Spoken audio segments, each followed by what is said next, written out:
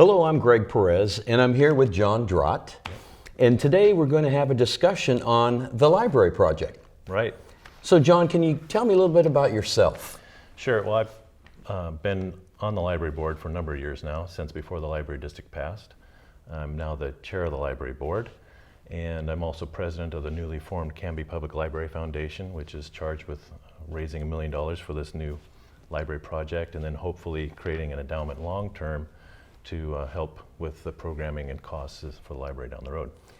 Interesting, and that's the first time I've heard anything about that. So you've probably said it before, but I wasn't paying attention, but that's a good thing. Yeah, it's a vehicle for people to invest or to take their wills and give money to the foundation and know that it's going to be used in the community for library purposes in perpetuity.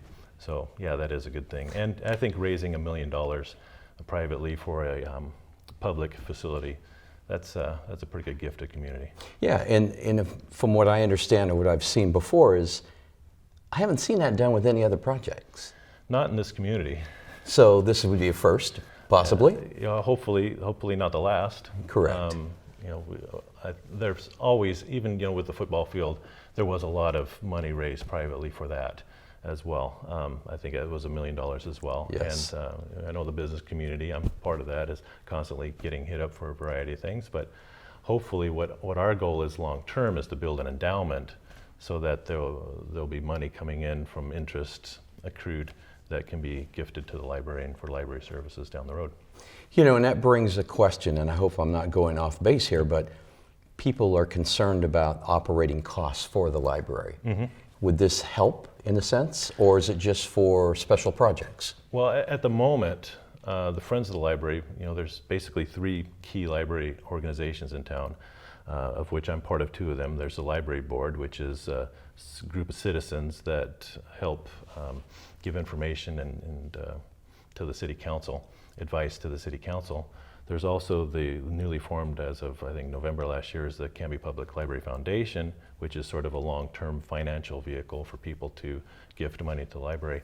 And then there's also the Friends of the Library, which has seen a huge resurgence in their efforts based on this new project coming on. And they tend to, they run the bookstore at the library, mm-hmm. and they're the ones who, up till now at least, have given a lot of money, $20,000, $30,000 a year, to help with library programs, bringing in new programs, bringing in new materials and that sort of thing.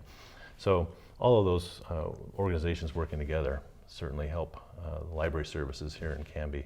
And a lot of that, in fact, all of that is done on a volunteer basis. That's good. Yeah. And I understand you have a lot of good volunteers there. Yeah, it's moving forward. Now, there has been some, we're talking about the library project, new library project, and there's been a lot of information out there, and it's a very complicated project. There's a lot of moving pieces, so I can understand why people have trouble keeping track of what's what. One of the objections to the new library project has been, well, I'm not sure we can even afford to operate a new library. Because city passes funds over to... Yeah, well, and if you really drill down into the budget numbers, which most people don't have time to do and they don't want to do, and if I wasn't called on to do it, I wouldn't do it either. But typically what happens is, roughly speaking, the city receives money from the tax library district. Mm-hmm. Several $100,000. I don't want to spit out a number that's inaccurate, but I know the city takes roughly about $120,000 from that fund to help run city services, to help pay for the costs of administering the library. And that's in addition to the direct costs that are in the library, such as the employees, the computer services, the library director, and that sort of thing. So they take about $120,000 recently, and then what they've been doing is giving back or rebating about $70,000 in the upcoming budget in return. Mm-hmm. So from my perspective, which some people don't necessarily agree with, but with my perspective, it seems as though the city is actually benefiting about $50,000 a year by having a library open. Because they wouldn't be receiving this money. The extra money. Exactly. And that makes sense. So in a sense, some people are arguing, well, that $70,000 that we're rebating back, that's a cost to the city and we can't afford to do that. And I say, well, you can't afford to close the library because you would be out the additional money that you're keeping. Not only can Canby currently afford to run the library and maintain its current service level, but it can't afford to close the library. I mean, they really, at this moment, need to keep that library open or they'll have gaps to fill. You know, So it's just kind of an interesting objection that some people have. and you know, I'm not going to say some people kind of dropped in on the library project a third of the way through, half of the way through, a quarter of the way through, or just jumped on board now, Right. not understanding the last 3 or 4 years of this project growing. So it's kind of hard for them to understand what's actually going on and which pieces of the puzzle go where to make this work. Right, and I could fill in some of that backstory. And even I didn't get in right at the beginning. I wasn't chair of the library board when this process started. Kathy Whiting was, and she did a great job getting to a certain point, and then she had to step down for reasons, and I moved in. And there were public meetings along the way involving private citizens who were involved in this whole process along the way. Several years ago, they looked at all the different options for building a new library. Now, there's no question Canby needs a new library. The current library is half the size of what this community should be having for library services, and that's just based on Oregon Library Association standards. So there's no question for the need, and I can speak an hour about the need for a new library, and I won't do that. But years ago, when this process started, we looked at all the different options, and I say we, I mean just the sort of community. I was involved at the beginning. So there was a First Avenue option, and a Second Avenue option, and a Third Avenue option, and then looking at everything, is there other places around the whole community where you could build a new library? And studies were done on all these various options, and sort of a menu of these options were presented. The first, option A was on First Avenue, and that was approved by City Council a few years ago, and we were going towards that, but it required CUB to sell its office and building along First Avenue in order for that project to take place. And CUB came back and said, well, our timeline, because they've planned on moving, but their timeline for moving wasn't going to be 5 to 6 years, and that simply wasn't going to work for the timeline of this project. So we looked to option B, because we'd done all that work before. And option B was again analyzed, and we looked at other options as well to make sure that the whole rules of the game hadn't changed. And option B on Second Avenue made the most sense.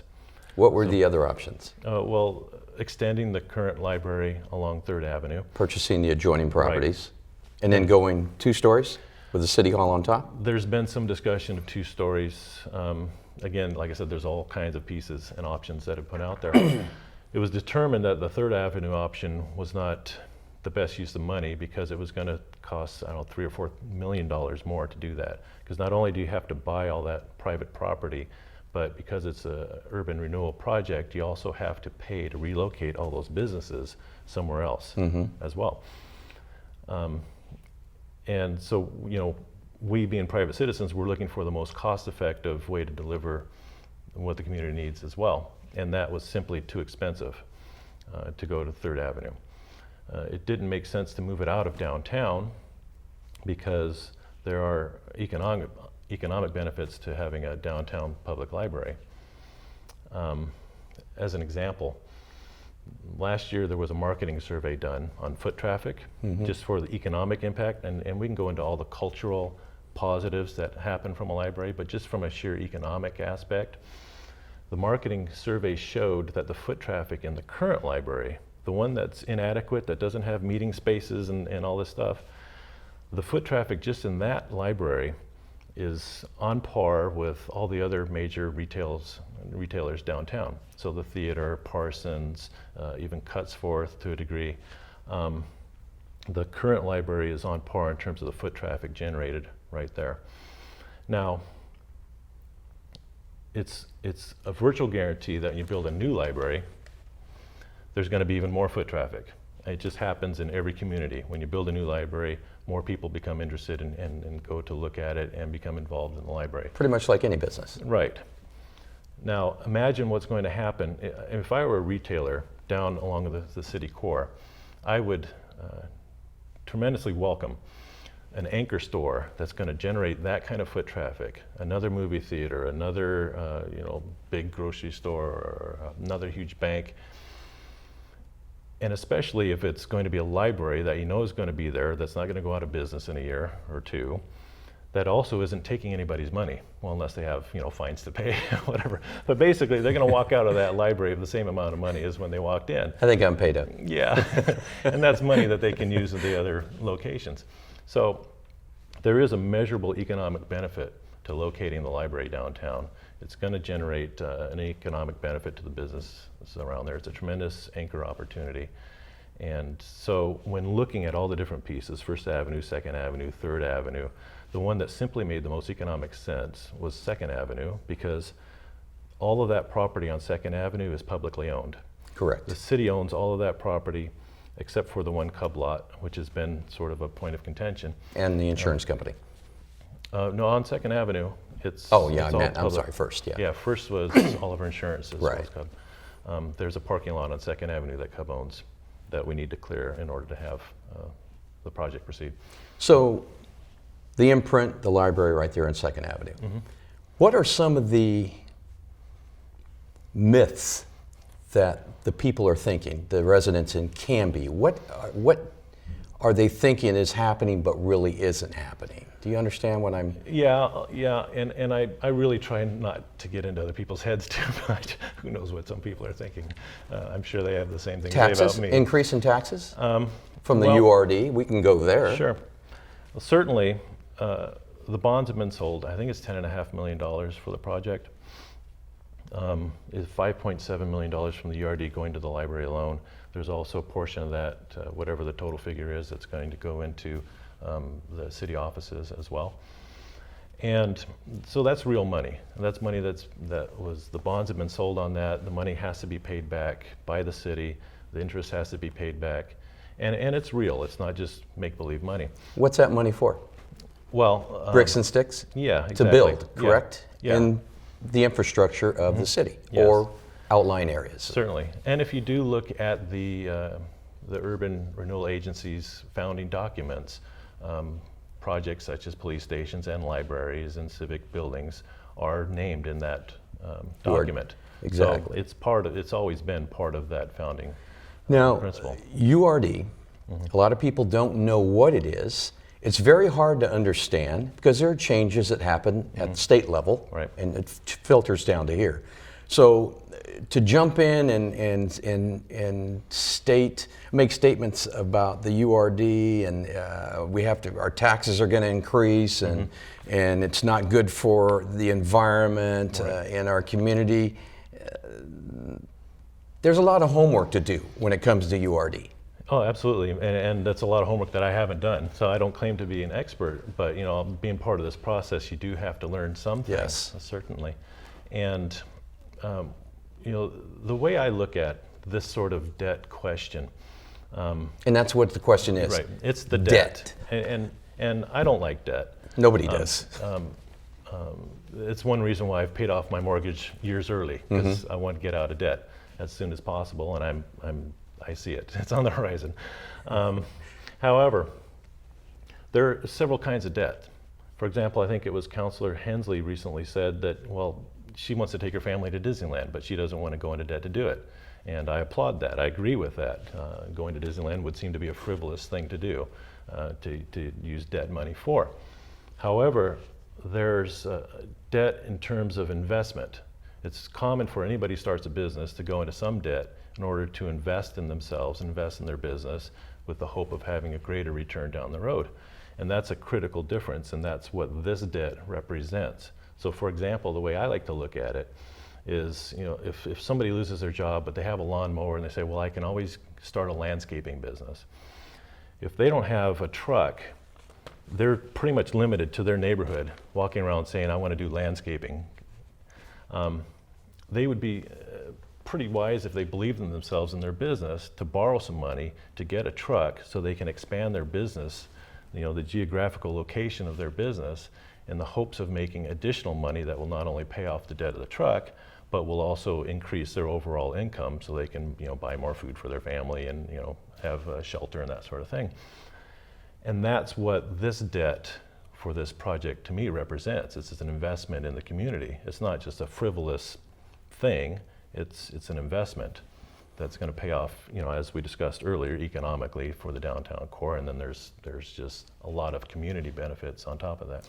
Now, what obstacles have been slowing the library project down? 1, 2, 3, numerous? Well, and can they be overcome? Oh, certainly. Anything can be overcome. I know that there's some people are fond of saying, obstacles are put there for a reason, and sometimes I look at it and say, well, yeah, but you're the obstacle. But the things that have kind of slowed it down is it's a project that has several milestones along the way. Now, last August, the basic framework of the project was approved by City Council. In December, the bonds were sold for it, so all the financing was put into place. And then there's just the basic steps of any project of this nature that have to take place. Architects have to be hired, designs have to come up, and we've held public meetings. There were 3 public meetings that were well attended by members of the public, resoundingly positive about the architectural designs for the project as well. And so there's continually, you have to go through the planning process and get various approvals for various things. People have to be hired. Each step along the way, it seems that there's a core of people in this community who oppose this project for a variety of reasons. And we can discuss some of those reasons as well. We talked about the debt just right now. Mm-hmm. At every opportunity, at every decision point, it seems as though people opposing this project have tried to use that decision point to either stall or stop the project altogether. I want to interrupt on this. Mm-hmm. Now, a project of this magnitude, mm-hmm. a project like a brand new custom home, mm-hmm. we always run into obstacles. Absolutely. That's part of the process. Mm-hmm. Mm-hmm. And so I'm the individual looking inside the fishbowl, so I see this as just part of the project. Mm-hmm. These are the obstacles that you're going to have to, the hoops you're going to have to jump through. And this is not the only project that this happens to. Mm-hmm. Mm-hmm. We can look at the CRC. Right. They worked for years on that. A disastrous project in exactly. a lot of ways. And it happens sometimes. Yeah, yeah. But anyway, back to the hoops and the obstacles. Right, right. Well, we're basically down. The groundbreaking point has been in sight. Mm-hmm. There's a couple outstanding issues. There was the Cub property on 2nd Avenue that I mentioned that needs to be acquired in order for the project to proceed. And a little over a year ago, I was in a meeting with some Cub representatives and some city representatives and some private people such as myself. And it was discussed between Cub and the city doing a property swap, just a 1-for-1, fairly equal value property swap. Mm-hmm. Cub was amenable to that. They said, yeah, I see what you're saying. It seems to make sense for the community. I don't see any problem us doing that. And then, that's common. Yeah. That's common practice, so that the public knows that's common practice amongst city government. Absolutely. They're both public enterprises. Correct. It makes sense. It made sense for everybody. I don't know all the reasonings behind things, and I hate to try to guess at why people do certain things. I can only see what they do. But after in August, when the city committed to doing this project along 2nd Avenue, somewhere along it seemed that Cub's thinking changed, and they decided that it would be better if the city bought not just that project or don't do the land swap, but buy the lot and then buy all of the property that Cub owns on 1st Avenue as well. Mm-hmm. That would help Cub out. And realistically, if I'm in their position and I know that the person I'm negotiating with is absolutely committed to doing this thing on 2nd Avenue, I know I have a lot of leverage to try to take advantage of that negotiation and get the best deal that I can. Mm-hmm. I don't necessarily fault them for doing that, but it certainly would help this community if they would simply abide by the original terms of their agreement and or something near to that, which we were all assuming they were going to abide by. Who knows what's going to happen in the future? Right. Exactly. So that's a few of the obstacles, which are common, like mm-hmm. I'd stated before. And so What are some of the some of the drawbacks that are happening now, and have you actually made any advancement from the standstill? Right. Well, I'm not sure what's happening with that Cub property at this point, on this date. That could be negotiated, or happens. that could be Right. has something happening we don't know about. Exactly. I'm simply not part of the process. Do you see the this only project going forward? Yeah, you should. I mean, here's the problem with stopping the project altogether. There's a loss. It's a huge loss to the community in a lot of ways. Some of them absolutely measurable right now. Some of them are intangible and difficult to measure.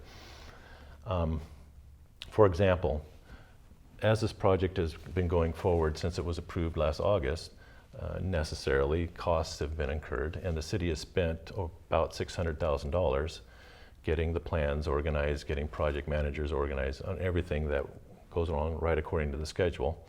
Everything's on budget at this point. Mm-hmm. The $600,000 has been spent. If you kill or stop this project, that money was spent completely wasted. It just goes away. Additionally, Not to fret though, because that Right. happens sometimes right. in big projects. Right. What I find ironic, though, is some of the counselors seem to have the opinion, like you did. Well, these things happen. $600,000. It's only about 7% of the budget. That wasn't my opinion. Right. That was right, just a I know, thought. Yeah. Right. But you see this in some of their actions, and I think it's ironic because there are some of the same people who are complaining about $70,000 to run a library a year. And I think, well, wait a minute, $600,000, that's like 8 or 9 years worth of library operations that you seem to think aren't a big deal, but you seem to think the $70,000 is a big deal, but the $600,000 isn't a big deal. So I don't understand that rationale. But there's even more economic costs. For example, as part of the Library Foundation, we pledged to go out and raise $1 million for this project. And we've met with the 4 major foundations in this state, the Ford Family Foundation, the Meyer Memorial Foundation, Right. the Collins Foundation, and the OCF.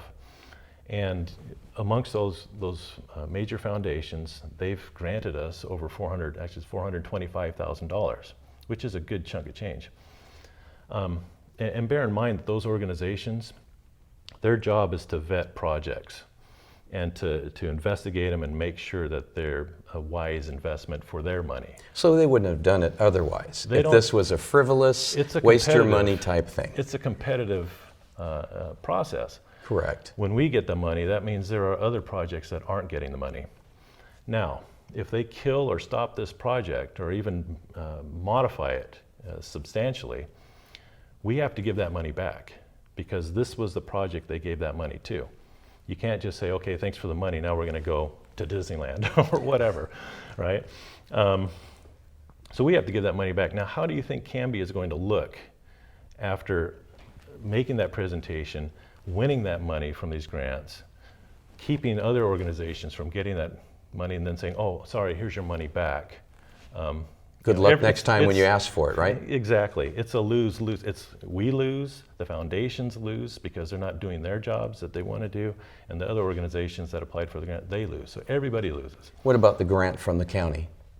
That's just for capital projects. Projects, So okay. that's not going to get lost. Okay. So So that's because fine. the public doesn't know that. Right. So that money is still good. Right. If it's whether it's a year, 2 years, maybe 3 years down the road. Yeah. Okay, that money's That's still sitting there. But you're looking at $600,000 plus $425,000.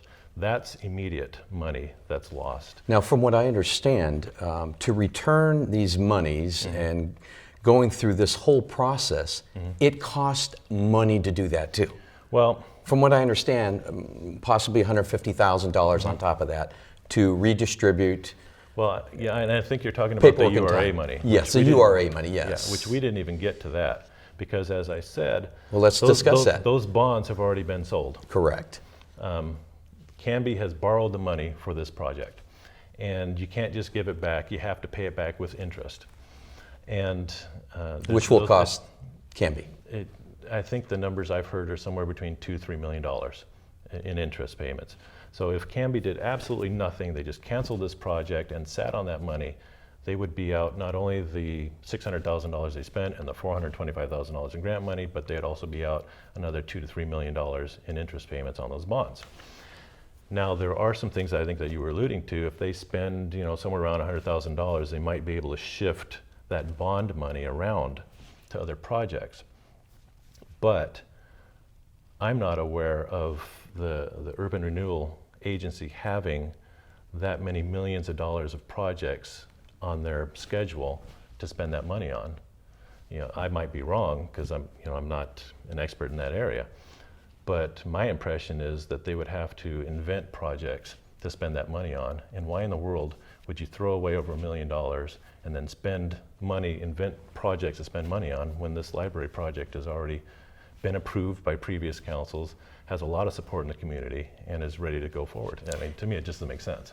Let me put this into context. I think it might be like you're going to build your family a huge custom-built home. So you get the permits, you hire all your contractors, you put the foundation in, and you just start framing, and then you're going to stop. After you paid $200,000 just for the piece of property. Right. That's what it is. Yeah. I think your project has come so far that all parties need to get together and work together on this because there's so much already done. Oh, exactly. Does that make sense? Yeah, and it shouldn't be. I've heard people, I was just in a meeting recently with one of the presidents of a large corporation area, and he was saying, boy, this is such a divisive project. And I don't quite understand the divisiveness of it. I know there are people that are very concerned about the debt, and I don't think they completely understand how that debt's going to be paid back.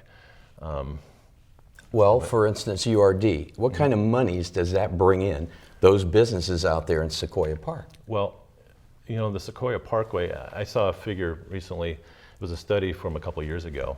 I just came across the paper again. And that was farmland out there. And farmland isn't worth hardly anything. I own farmland. I know it just does not, you don't pay a lot of taxes on farmland. Land rich, money poor, right? Exactly, absolutely.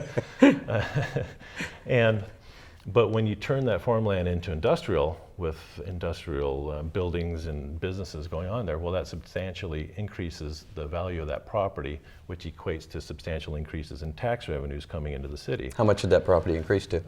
They can measure it, just the difference between the URD investments and if they had just left it in farmland, it's gone up over $88 million in value just based on the investments. And that doesn't include, that's a couple years old, that doesn't include Dragonberry Produce that just went in and opened last weekend, and the other projects that are ongoing and have been going on for the last couple of years in that area.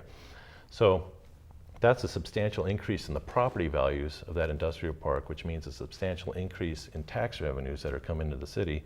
For instance, like Pioneer Pump expanded, Yeah, Shumatsu expanded. What about the steel company? Yeah, American Steel, of course, went in. They're not even part of the Urban Renewal District money. The city has already been recouping that investment, but it did go in because of the investments, Sequoia Parkway and the road projects there. And it brought them to town. Yes, it brought them into Excellent. town. That's what brought the things in. So that's how the debt is going to be paid off, is by the increased, the investment in that property out there is going to increase the tax revenues for the city. And really, it's a lot like that landscaping analogy I was using earlier. Right. The city is invested in all that stuff, and now more businesses coming in, bringing in more revenues, and that's the seed money that is allowing the city to invest in their infrastructure downtown. I see. Now, there was a few other things I was going to ask you, and it was about, let's see. Enlighten me on what's the next move? What are we waiting for? URD meeting coming up, or? Well, there are two things that have to happen. One is the city still has to acquire that Cub property. And there was a proposal I thought was a sound proposal. In fact, City Council had instructed city staff to go out and negotiate that deal that was voted on a couple weeks ago and voted down by the City Council. But City Council instructed them to go out and negotiate that deal. They had an executive session. I have no idea what goes on in an executive session, but I've got to believe that receive some approval in executive session in order to get out to the floor for a vote. So, it just appears to me as a casual observer that, this sort of political theater going on there, having that public vote getting voted down when they had had the city go through all that negotiation. Still, something can happen to free up that property and acquire that property. There's any number of things that can happen. That's one thing that has to happen. The only other thing that has to happen is it has to get through the planning process and receive planning commission approval. What was the drawback? What was the stopping point at the planning commission? I was actually on vacation out of town, so I missed some of that, although it is on video. Was it a structural thing, or? As I understand it, there were 3 objections. One was that the city hadn't acquired the Cub property yet, which really isn't a planning commission issue, but that was one of their objections. Another objection was that the plans did not include enough landscaping, which normal was legitimate to some degree, I guess, although when I look around downtown, I don't see a lot of landscaping anywhere else, but that's okay. If you're trying to improve things, that's fine. The architects did go back and make adjustments for landscaping that seemed to mitigate that objection completely. And then one of the big sticking points was in the planning codes is a call for second-story buildings downtown. They don't want just everything being a single-story building. If you look at the building plans, it is a 2-story height building. It's a big shell inside, so you don't have completely 2 stories, but it does satisfy the requirements based on planning code lawyers. They came back and gave a big presentation and showed that, look, if you use the calculations of the square footage and how much is being covered, that this project does completely satisfy all the planning commission requirements. But still it was voted down. Now, why did that happen? Again, I can't necessarily speak for people, but I can speak my opinion. And it does seem that, well, one of the planning commission persons has written letters to the editor against this project. They've spoken at public hearings against this project, and it stretches credibility to think that they did not walk into that meeting opposed to this project, and that I can't imagine what could have been said to get them to vote yes. Another person who voted no is the spouse of one of the council members who's been fighting this project all along, and I've heard rumors even going back a year before the person was on the planning commission that they were saying there was never going to be a new library in this town. So it's just my belief, and it's just an opinion, I don't have the facts to back it up, that at least 2 of those 3 no's on that project were just dyed-in-the-wool opposers to this project, and there wasn't anything you were going to say to get them to vote yes. I think if you get 5, 6, 7 rational people, open-minded, looking at the rules, looking at the laws, that it should receive approval immediately. Hopefully, it'll get a fair hearing with the council on, I think it's July 17th, to get that approval, because that's where the next appeal step goes. Just so that you know, I don't have a dog in this fight. But what I'd like to see is all of you come together someplace and sit down and just communicate. Communicate the pros, the cons, and how to complete the objective, which we all want. Oh, absolutely. But we just haven't met and got there together. And like I say, I don't have a dog in this fight, but it's part of the infrastructure of Canby, and that's what we're trying to do with the Main Street program and so forth. Sure. And I'm all for that. I want everybody to be on board. I want us to all be in agreement. I don't like conflict, certainly, and I don't like division. It's also a case whenever you have big change and aspirations, there's a certain percentage of people who are just not going to be in favor of it, and there's nothing you can do about that. So it's a matter That's of... a system. That's a system. That's how people work. Right. But certainly, I agree with you. I think it would be good if we could all get together and come up to a mutual agreement that everyone can live with and be happy with. It would be a win-win situation, and that's what you're trying to do. You're all trying to achieve the same goal. Certainly. For the city, for the community, for the residents. Yeah, and it's part of the reason why I'm here today, taking time away from my business to be here and discuss this, because there is a lot of information flying around there. People are busy. They don't have time to spend hours studying every little thing, so they get snippets of information here and there. And hopefully, with all the scattered discussion we're having today, hopefully I'm getting out enough good, solid information to help clarify the issue, at least in some people's minds who are sitting on the fence one way or the other. Yeah, and like I stated once before, and I just can't stop stating this, is it's a communication thing, and what I'm seeing is posturing. Mm-hmm. I'm seeing negativity, and I'm looking in. I'm having no dog in the fight. Right. I'm looking at, and this is what I'm seeing, and I think we need to take a step back and kind of reevaluate ourselves, not just any particular group, ourselves, and we need to actually sit down and think about this, on how far we've gone, the project, and how much money is spent, and would you normally do this in the business sector, just put all this money out and get all the architectural designs and permits and then stop? Right. Well, and there are a few more things that we can get out there, some of the objections. I agree with you. There's a lot of communication issues that are going on, and there's murmurings of dissent about various things. That's not good. And some of the things that I'm picking up out there, for example, I've heard just recently that someone was telling me just even yesterday that, hey, John, most people would be completely behind this library project. It's the city offices aspect of it that is really annoying people. And they've got the impression that this project is, in a sense, the city administrators have hidden or found a way to get themselves some pretty posh new offices and an extravagant expense. That's hearsay, though. And that, absolutely. That's hearsay. That's just I'm not an attorney, but that's just hearsay. But that's some of the dissent that I'm kind of hearing and picking up on. And I can speak to that a little bit, because again, I don't have a dog in that fight. I'm not a city administrator. I'm not going to benefit. In fact, I kind of like to be on their side. Financially, I'm not going to benefit from any of this personally. But I've got a whole different story there. But well, I'm glad to see you smiling. I mean, that's a start. But I was part of the process in the beginning that looked at option B, C, D, that sort of thing. And of course, if you're going to take out Second Avenue, you're going to create some problems for city administration.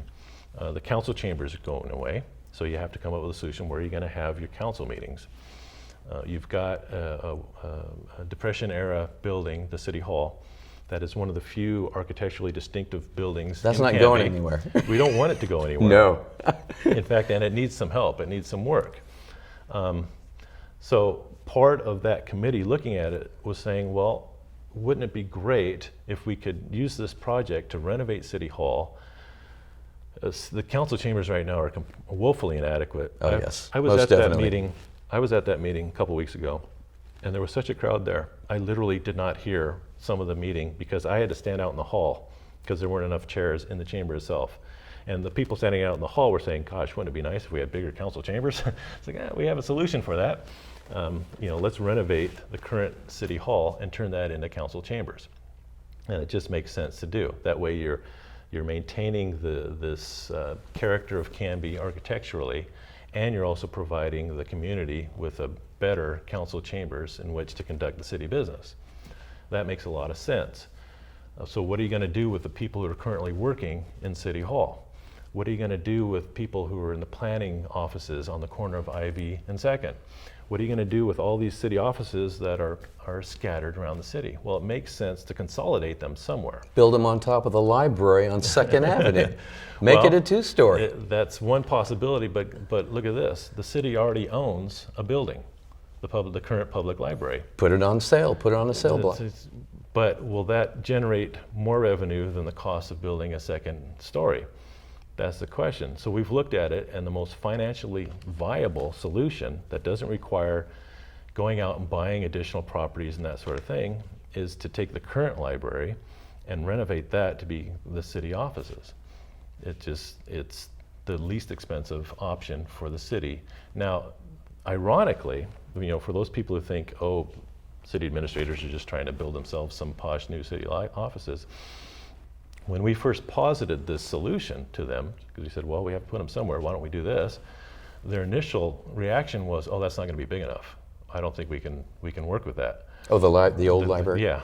Well, there are codes to where you have to have certain square footage per office. Exactly. And so they weren't I mean, they weren't in favor of that solution either. So, you know, to hear people say, oh, you know, the city's just trying to, you know, sort of feather their beds, you know, as someone who's been part of the process, I just have to kind of smile and laugh a little bit, because the city was not excited about that solution, but they're willing to take it on.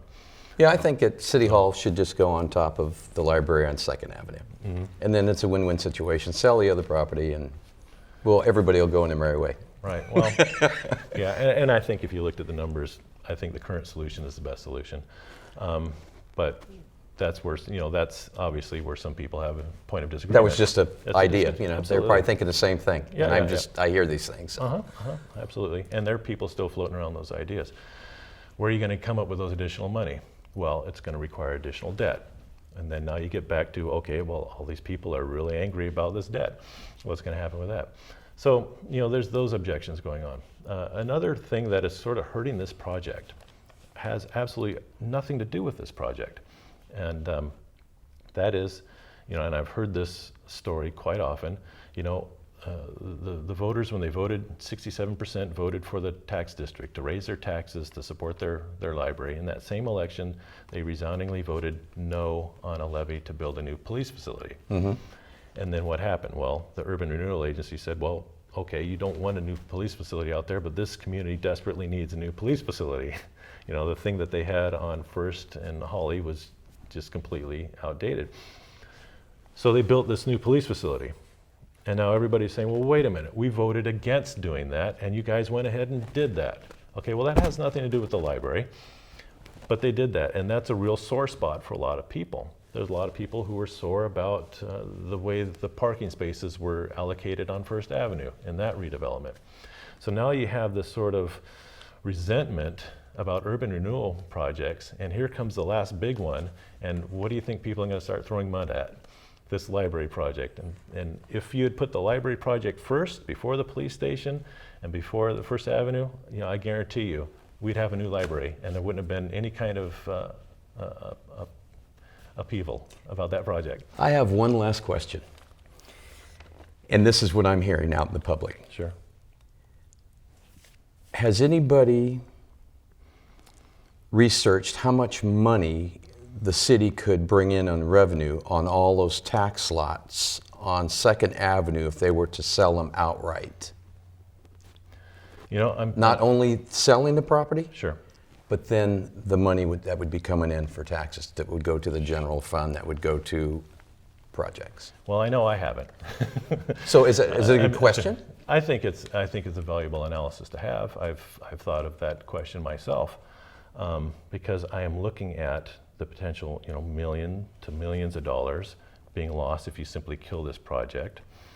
And I have to wonder, okay, how many years is it going to take if you did what you just suggested and selling those properties and developing them, you know, a new... The public suggested, not right. me. Yeah, well, you just mentioned. Yeah. Right, on behalf of the public.